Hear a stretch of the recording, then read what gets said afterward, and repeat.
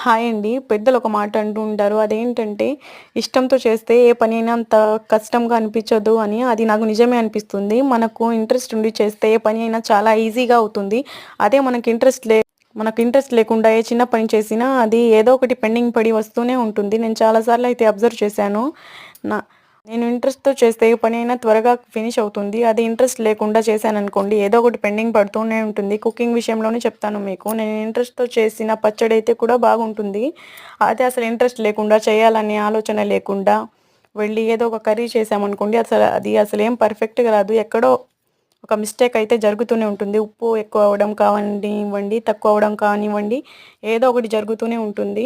అప్పుడు అనిపిస్తుంది నాకు ఏదైనా ఇష్టంతో చేస్తే ఎంత పనైనా ఈజీగానే అనిపిస్తుంది. అదే చిరాకుగా చేసామనుకోండి ఆ పని అనేది ఫుల్‌ఫిల్ అవ్వదు అనిపిస్తుంది. ఈరోజు వచ్చేసి వంకాయ, ఎండు చేపల కర్రీ చేశాను. వీడియోకి లైక్ చేయండి, సబ్స్క్రైబ్ చేసుకోండి. ఓకే. బాయ్.